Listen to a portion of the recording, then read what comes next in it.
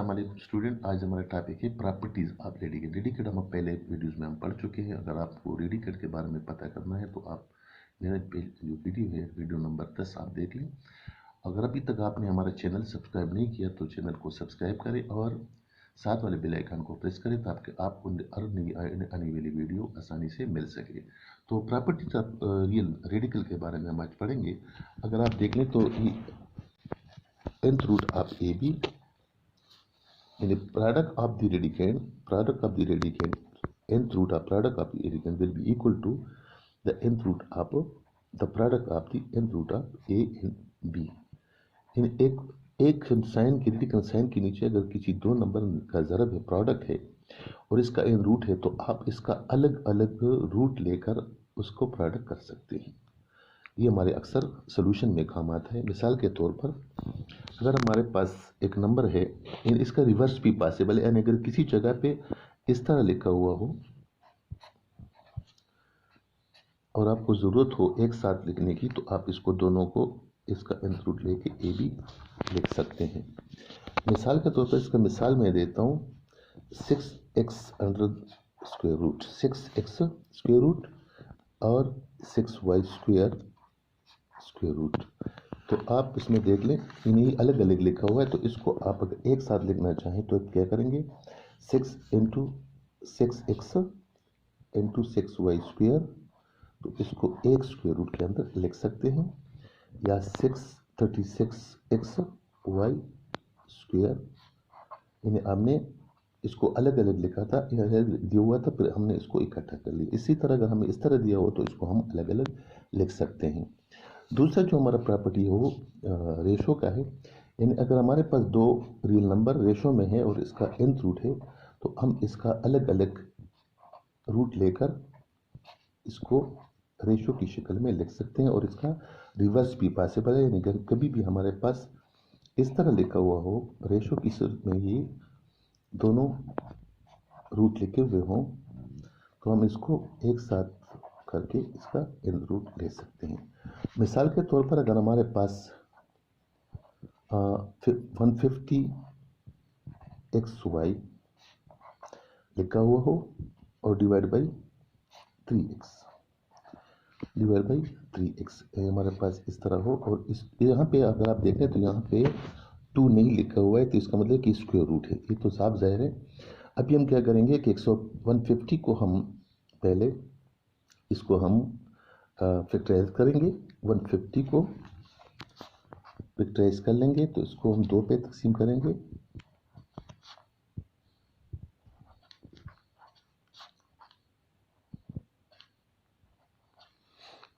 अच्छा, तो इसका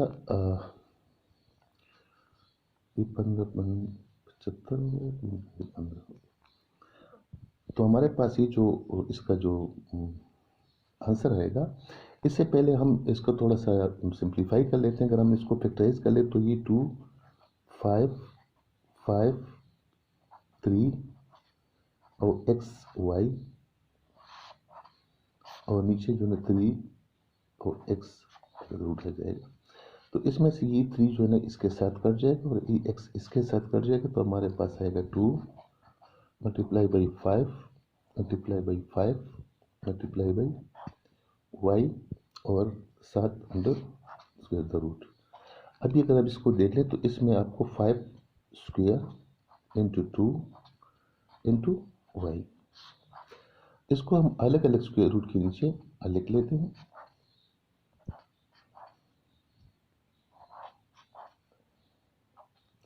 तो ये इसके साथ कट जाएगा तो 5 आ जाएगा और ये अंडर रूट 2 और अंडर रूट वाई, और इसको फिर हम इकट्ठा कर लेंगे तो 5 और 2 वाई आ जाएगा।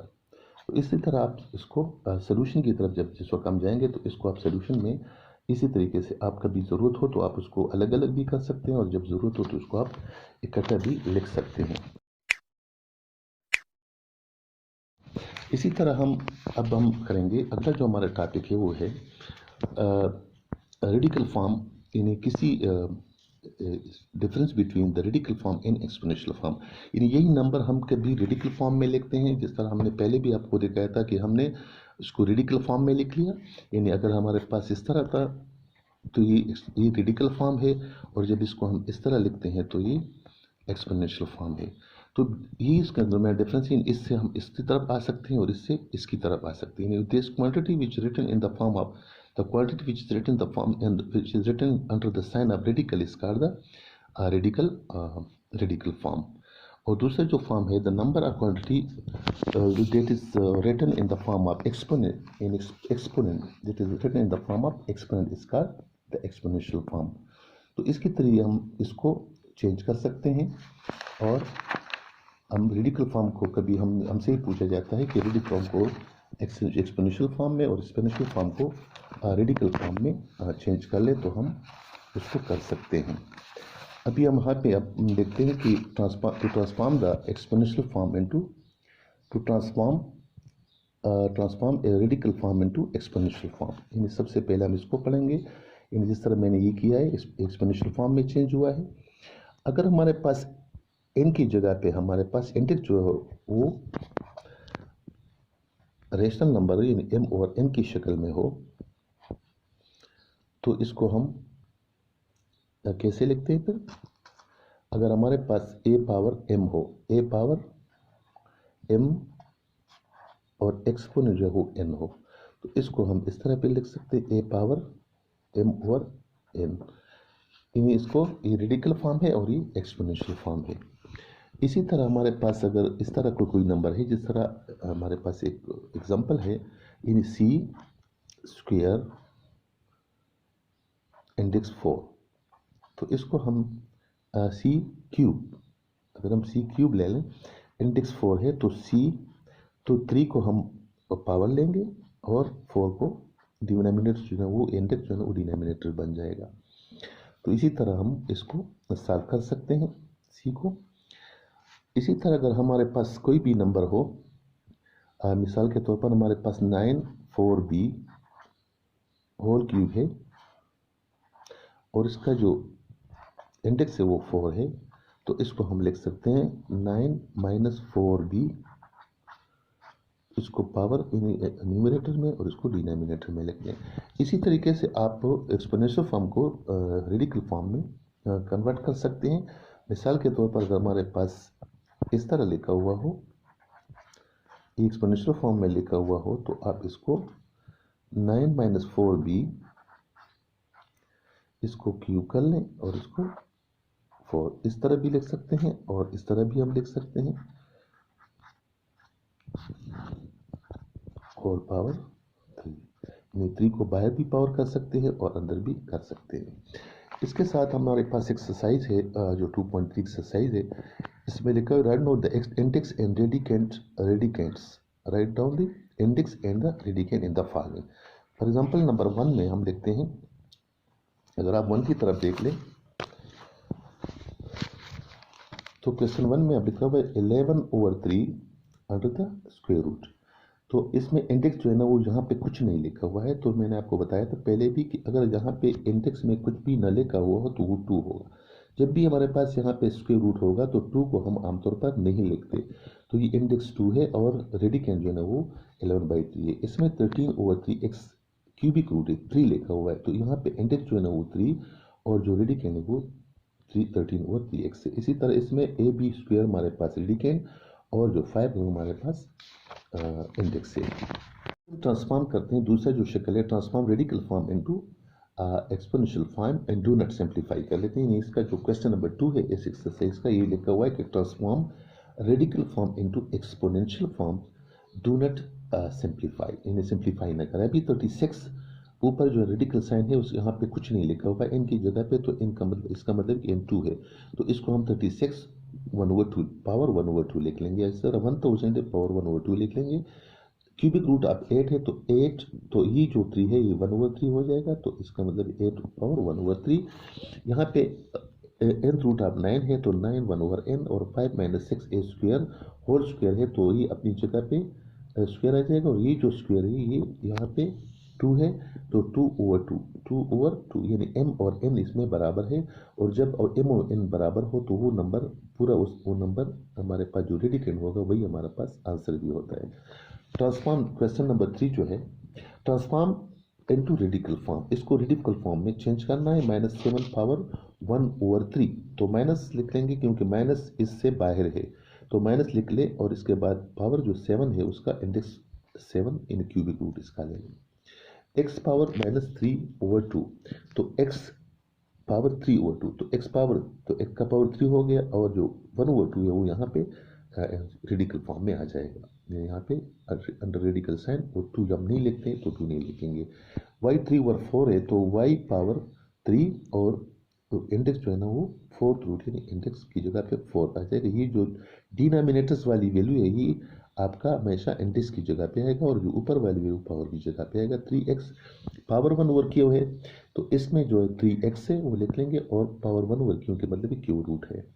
-8 पावर 1/5, यहाँ पे आप देख लें, यहाँ पे और -7 वाला में फर्क था कि यहाँ पे -7 से पहले था, क्यूबिक रूट से पहले माइनस लिखा हुआ था, ये -8 पावर 1/8 लिखा हुआ है, तो इसका मतलब कि माइनस इसके साथ रेडिकेंड में शामिल होगा। -8 रेडिकेंड होगा और 5 जो है उसका इंडेक्स होगा।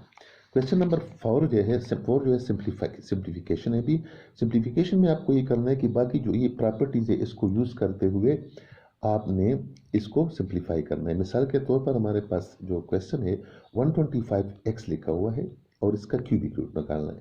तो सबसे पहले हम जो 125 है उसका हम प्राइम फैक्टराइजेशन कर लेंगे, और इससे हमारे पास जवाब आएगा 5 इंटू 5 और into x under the cubic root of in cubic root. तो अब इसको जो हम 3 दफ़ा जब ज़रब देंगे तो 5 क्यूब आ जाएगा, और यहाँ पे 3 आ जाएगा, और यहाँ पे सिर्फ एक्स है। अब इसको हम अलग अलग लिखेंगे, यानी 5 क्यूब का क्यूबिक रूट और x का क्यूबिक रूट। तो 5 का क्यूबिक रूट जब हम लेंगे तो 3/3 आ जाएगा, इसमें से इसका रूट एक दूसरे से कट जाएगा और 1 आ जाएगा, तो 5 पावर 1 हो जाएगा, और क्यूबिक रूट ऑफ x आ जाएगा, इसका ये आंसर हो जाएगा। अच्छा, इसी तरह अगर हमारे पास 8/27 क्यूबिक रूट 8/27 है, तो इसको हम सबसे पहले फैक्टराइज करेंगे, तो 2 इंटू 2 इंटू 2, इसको फैक्टराइज करेंगे तो 3 इंटू 3 इंटू 3, यहाँ पे भी 3, यहाँ पे भी 3। इसको हमने पहले न्यूमरेटर वाला अलग लिख लिया, और डिनोमिनेटर प्रॉपर्टी नंबर 2 को हमने इस्तेमाल करते हुए पहले ऊपर वाला और फिर नीचे वाला। अब हम प्रॉपर्टी नंबर 1 जो है वो प्रोडक्ट अपनी radicand will be equal to the product of the radicand. अच्छा, अब यहाँ पे हमारे पास आ जाए 2 पावर 3 और ऊपर है पावर इंडेक्स है 3, यहाँ पे 3 पावर 3 और इंडेक्स है 3। तो इसको जब हम एक्सपोनेंशियल फॉर्म में चेंज करेंगे तो 2 पावर 3/3 और नीचे जो है 3 पावर 3/3। 3/3 का मतलब है 2 पावर 1 और नीचे 3 पावर 1। तो 2 पावर 1 का मतलब है 2 और 3 पावर 1 का मतलब है 3, तो 2/3 इसका आंसर आ जाएगा। इसी तरह दूसरा जो चौथा क्वेश्चन है 3y - 5 whole square under the square root. तो स्क्वायर रूट का मतलब है कि 1/2 के बराबर है। 3y - 5 2/2, ये कट जाएगा तो 3x - 5 आ जाएगा। इसी तरह ये 6 under the root square 6 under the square root. अब ये 6 जो है ये 6 time of 18 under root 16 square root है, इन 6 टाइम्स है, इन ये 6 इंडेक्स नहीं है अभी इस वक्त। तो 6 को हम लिखेंगे और इसको हम फैक्टराइज करेंगे, तो इससे 3 स्क्वायर आ जाएगा और 2 आ जाएगा। तो इसको हमने अलग अलग लिखा, तो इसमें से 3/3 इन 2/2 से 3 आ जाएगा और इसमें 2 आ जाएगा। तो इन दोनों को ज़रब देंगे तो 18 स्क्वायर रूट ऑफ 2 आ जाएगा। इसी तरह हमारे पास जो नेक्स्ट क्वेश्चन है वो 3 नंबर क्वेश्चन है 625x³ by 4 25xy²। तो इसको हम पहले जो है ना वो अलग अलग लिखेंगे, ऊपर वाला और अलग नीचे वाला क्यूबिक रूट स्क्वायर रूट के नीचे लिखेंगे, फिर इसको हम फैक्टराइज करेंगे। तो फैक्टराइज के बाद आप सिंपली ये भी कर सकते हैं कि इसको आप काट भी सकते हैं, अगर नहीं भी काटना है तो फिर आपने ऊपर 5 पावर 4 और नीचे 5 पावर 2 लिखना है अंडर द रूट के नीचे, इसको अलग अलग करना है। अच्छा, इसको अलग करने के बाद जब इसके ऊपर हमने लगाया था स्क्वायर रूट 4/2 आ जाएगा, और ये 3 ये है ऊपर ये क्यूब है, तो ये क्यूबिक स्क्वायर, ठीक है, ये सही है। तो ये जो है ना y पावर 4/2। अच्छा, तो ये इसी तरह नीचे जो है हमारे पास आएगा तो 2/2, क्योंकि ये 2 है और ये 2/2 है, और ये भी इसी जगह पे मैंने लिख दिया क्योंकि इसका हम सिंप्लीफिकेशन नहीं हो सकता, इसी वजह से मैंने इसको सिंप्लीफाई नहीं किया है। तो इसको आप इस तरह भी कर सकते हैं। तो अब इसमें से आपके पास 2/2 से 2 आ जाएगा, इस जगह पे, और इसमें से भी 2 आ जाएगा।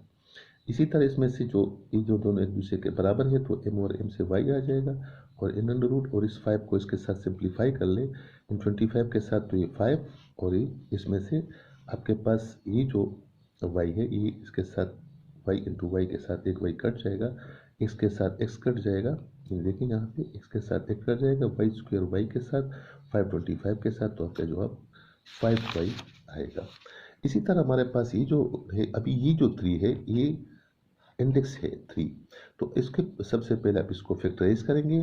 तो जब फैक्टराइज किया हमने तो ये आप देख ले 2 3 3 3 3 तीन दफ़ा 3 और एक दफ़ा 2, तो 3 क्यूब 2 क्यूबिक रूट, और इसका हमने क्यूबिक रूट को पावर के साथ ख़त्म किया, क्यूबिक रूट को पावर के साथ ख़त्म किया, और क्यूबिक रूट को पावर के साथ ख़त्म किया। तो इसका मतलब है, इसको आप देख लें, इसको पहले क्वेश्चन में हमने किया था कि x पावर अगर m और n बराबर है, m और n अगर बराबर है, ये m है और ये n है, तो अगर ये दोनों बराबर है तो इसमें से वही जवाब आता है, x जवाब आता है। यानी ये देखें एक दूसरे के साथ कट जाएगा और ये x जवाब आएगा। यानी अगर आप जब भी हम आपके पास m और n बराबर होगा तो आपके पास वही नंबर जो क्वांटिटी है वही जवाब आता है। तो इसी वजह से इससे हमने अंडर रूट को ख़त्म किया, स्क्वायर रूट को, XYZ जवाब आ गया। यहाँ पे जो 3 था इसको हमने 3 के साथ ख़त्म किया तो 3 आ गया, और इसको ये जो अपनी जगह पे क्यूबिक रूट ऑफ 2, तो ये जो रेडिकल से निकल गए 3XYZ और क्यूबिक रूट ऑफ 2। तो ये तब आप ये एक्सरसाइज 3.2 मुकम्मल तौर पर 2.3 मुकम्मल तौर पर ये क्वेश्चन तो उसमें वो हमने हल कर दिए हैं। अगर आपको फिर भी कोई मसला हो तो आप मेरे साथ व्हाट्सएप नंबर पे रब्ता कर सकते हैं, और अपने कमेंट से, और वीडियो को लाजमी लाइक करें, अगर पसंद आए तो लाइक भी करें। बहुत बहुत शुक्रिया।